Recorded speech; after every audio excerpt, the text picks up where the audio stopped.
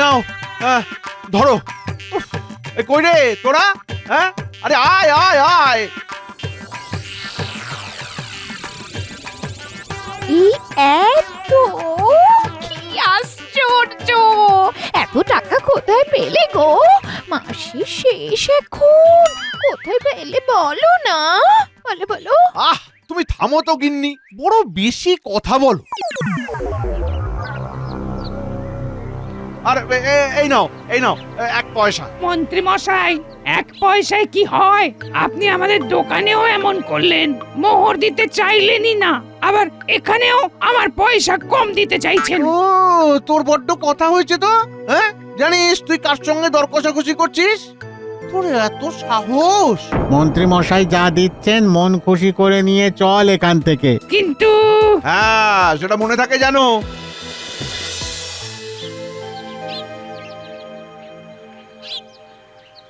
মন্ত্রী মশাই, ও মন্ত্রী মশাই, মন্ত্রী মশাই,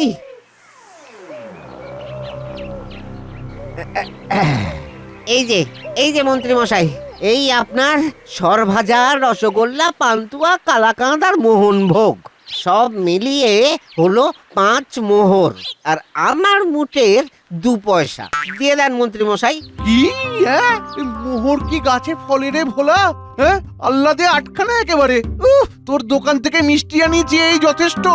এই নে, এই নে 1 মোহর, আর ভাগ ভাগ এখান থেকে। যা যা, ভাগ বলছি। আর তোর মুটেকেও নিয়ে যা, আবার মুখে মুখে কথা। কি বলছেন মন্ত্রী মশাই?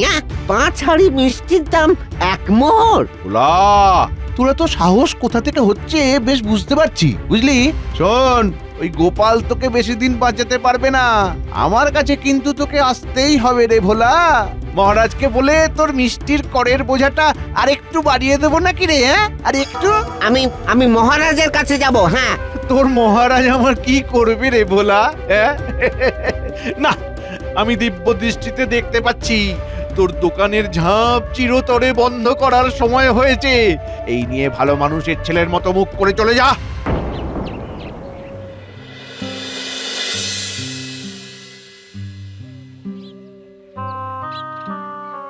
বাহ বাহ বাহ, সকলেই আজ রাজসভাতে সময় মতোই উপস্থিত দেখছি, তা দেখে বেশ ভালোই লাগছে। আমার তোমাদের সকলকে একটা কথা বলার আছে। আমার রাজ্যের প্রজারা সকলে ভালো আছে কিনা খবর নিতে হবে তোমাদের, কারণ ওরা আমার সন্তান তুল্য। ওরা ভালো থাকলেই আমি ভালো থাকি। বাহিরে মৃদুমন্দ বহিছে পবন, রাজসভায় কৃষ্ণচন্দ্রের প্রফুল্ল বদন, সবকিছু দেখে মোদের পুলকিত মন। মহারাজ আমাদের পরম রতন ধন। বাহ বাহ বাহ বাহ, বেশ কবিতা বলেছো তো কবি। মহারাজ, ময়রা ভোলা ও বাজারের আরো 2-3 জন দোকানি আপনার সাক্ষাৎ প্রার্থী। তা ভিতরে নিয়ে এসো তাদের, আমি শুনবো সবার কথা। প্রণাম মহারাজ।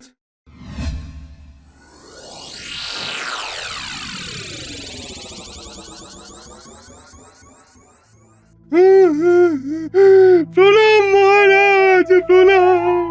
কি ব্যাপার, তোমরা সকলে একসঙ্গে? মহারাজ, মহারাজ, আপনি আমাদের বাঁচান। মহারাজ, আপনি আমাদের বাঁচান। আমরা সকালবেলা রাজকার্যে অত্যন্ত গুরুত্বপূর্ণ কাজ বাকি আছে, আর তোমরা এসেছো গোলমাল করতে। তোমাদের কান্না শুনবার সময় নেই মহারাজে। মন্ত্রী, তুমি থামো তো।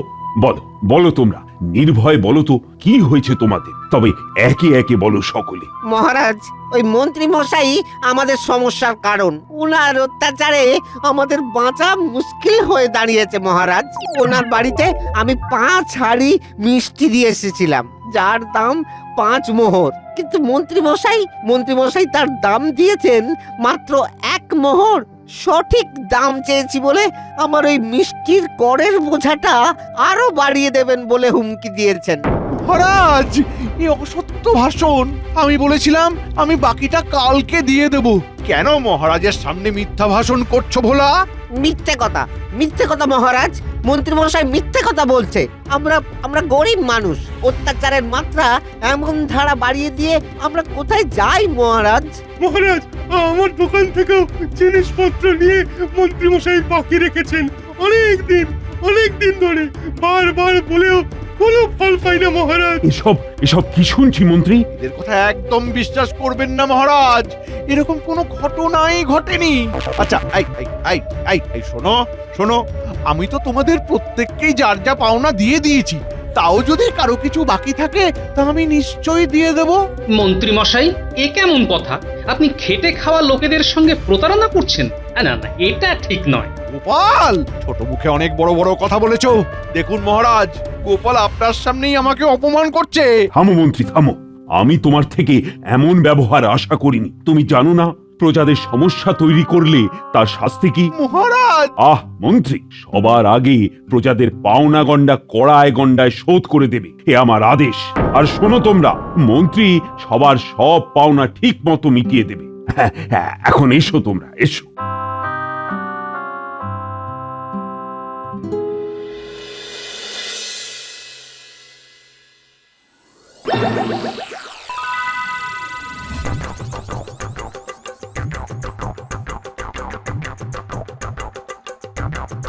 শোন পুঁটি, তোদের সাথে কিছু দরকারি কথা আছে, বুঝলি? কি দরকার দাদু? শোন। কিরে, পারবি তো? নিশ্চয়ই পারবো দাদু। একি, তোরা কি করতে এসেছিস? আমি একটা খবর দিতে এলাম গো। কি খবর? আমাদের গোপাল দাদু কালকে সকাল 9টায় বাড়িতে জাদু বাঁশি পুজো করবে। ওটা নাকি ভয়ঙ্কর বাঁশি, লোকজনের ক্ষতি হতে পারে। তাই তোমরা জানলার ফাঁক দিয়ে নজর রেখো আর মন্ত্রী মশাইয়ের সাথে এই নিয়ে সলা পরামর্শ করো, যাতে কারো কিছু ক্ষতি না হয়। আচ্ছা, এই ব্যাপার, তাহলে তো ব্যাপারটা দেখতে হচ্ছে।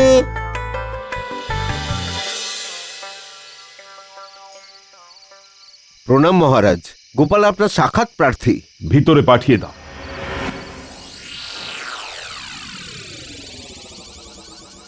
প্রণাম মহারাজ। তুমি হঠাৎ অসময়ে এখানে? মহারাজ, আপনার কাছে একটা আর্জি আছে, অভয় দেন তো বলি। বলো গোপাল, বলো, নির্ভয় বলো। মহারাজ, আমি কিছুদিনের জন্য ছুটি নেব। সে কি গোপাল, কেন? আমি ঈশ্বরের সাধনা করব মহারাজ। সাধনা করে আমি অসীম ক্ষমতার অধিকারী হতে চাই। ও, তুমি আমায় কিন্তু অবাক করলে গোপাল। আসলে মহারাজ, ওই বয়স তো হয়েছেই, একটু দেব সেবায় দেহক্ষয় করতে চাই মহারাজ। বেশ, যাও গোপাল যাও, তোমার যখন মন হয়েছে। প্রণাম মহারাজ, প্রণাম নেবেন।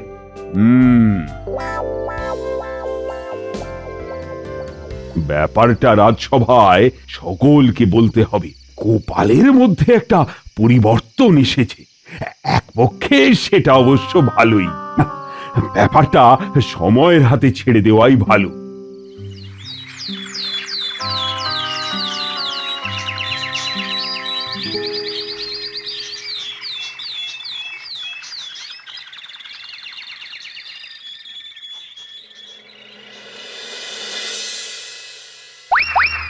ওং নমঃ নমো নমঃ।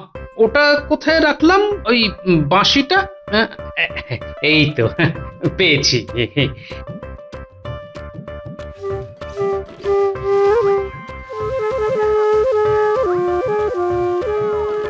ওং ওং ওং নমঃ নমো নমঃ। ওং নমঃ নমো নমঃ নমো নমঃ। বুঝলে গিন্নি, এখন এই বাঁশির অসীম ক্ষমতা। এই বাঁশি এখন জাদু বাঁশিতে পরিণত হয়েছে। এই বাঁশি দিয়ে মানুষকে সম্মোহিত করা যায়। এখন মানব কল্যাণে কাজে লাগবে, বুঝলে? এই বাঁশি এখন অনেক অর্থ এনে দেবে। এই বাঁশি দিয়ে মানুষকে ভয় দেখানো যায়। এই বাঁশির সুরে মানুষ জ্ঞান পর্যন্ত হারাতে পারে গিন্নি। ও, পেন নাম হই গো। শোনো, প্রয়োজনে এই বাঁশি আমার দারুণ কাজে লাগবে।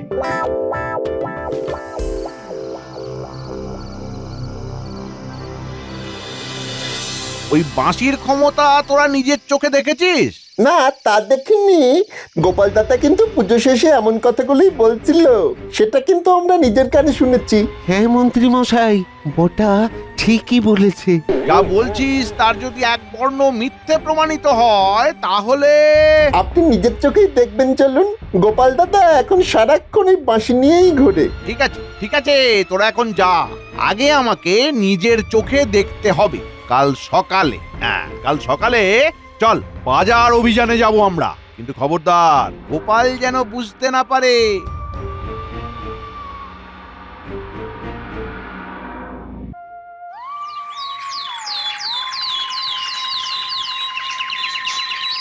গোপাল দাদু, ও গোপাল দাদু, গোপাল দাদু, যাচ্ছি রে যাচ্ছি।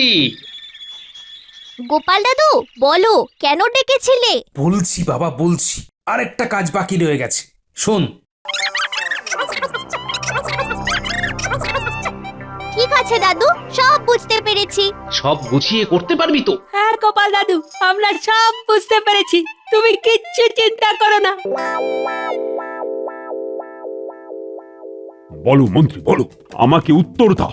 এতগুলো লোক যে রাজসভাতে এসে তোমার নামে অভিযোগ করে গেল, তার সমাধানের ব্যবস্থা করেছ কি? তার উপর আজ সকাল থেকেই তো তোমার দেখছি রাজসভায় কাজকর্মে মন নেই। কি ব্যাপার বলো তো মন্ত্রী? না ঠিক তা না। দেখো মন্ত্রী, তোমাকে একটা কথা বলি, এখানে সবাইকেই বলছি, রাজসভার কাজকর্মে মন না দিয়ে রাজসভাতে উপস্থিত হওয়ার চেয়ে অনুপস্থিত হওয়াটাই ভালো। তাতে দেশের ভালো, রাজ্যের ভালো, দশের ভালো, আর নিজেরও ভালো। মহারাজ, তাহলে একটা কথা বলেই ফেলি, আজ সত্যি আমার রাজকার্যে কোনো রকম মন নেই। আমার বাইরে দরকারি কাজ আছে মহারাজ, আপনি অনুমতি দিলে সেখানে যাই। কি এমন গুরুত্বপূর্ণ কাজ মন্ত্রী, যা তোমার রাজকার্যের চেয়েও গুরুত্বপূর্ণ? আছে মহারাজ, আমি আমার পাওনাদারদের পাওনা মেটাবার কাজেই আজকের দিনের জন্য রাজসভা থেকে বাইরে যেতে চাই। আপনি অভয় দিলে ছুটি নিয়ে সেখানে যেতে চাই মহারাজ। কি মুশকিল, এখন তো গোপালও নেই, কি যে হবে। আচ্ছা যাও যাও যাও, আগে আমার প্রজাদের স্বস্তি শান্তির ব্যবস্থা হোক।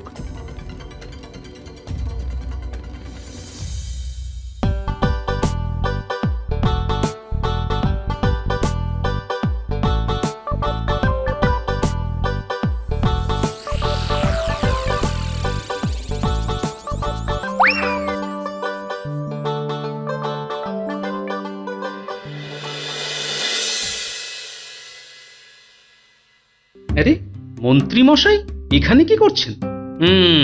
আচ্ছা বুঝেছি। তার মানে উনি আমার উপর নজর রাখছেন।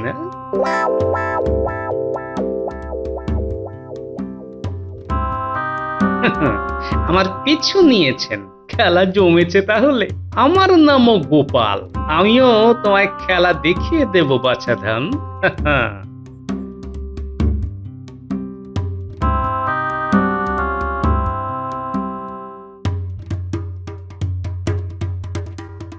আরে গোপাল দাদা, তুমি?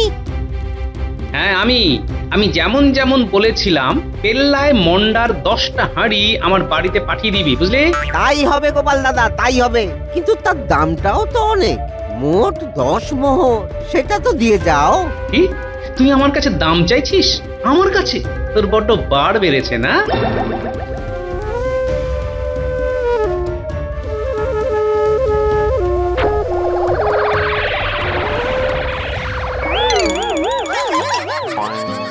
এই পুটি গুলটে ন্যাপলা, তোরা 10টা পেল্লায় মন্ডার হাঁড়ি তুলে নিয়ে আমার বাড়িতে রেখে আয়, আর কেউ বাধা দিলে বলবি আমি বলেছি, আমি। আচ্ছা গোপাল দাদু। এবার রতনের দোকানে যাব, ওরও একটু শায়েস্তা হওয়া দরকার। এ কি কাণ্ড, এমন তো হবার কথা নয়। গোপালের ওই বাঁশির তাহলে সত্যিই এত ক্ষমতা?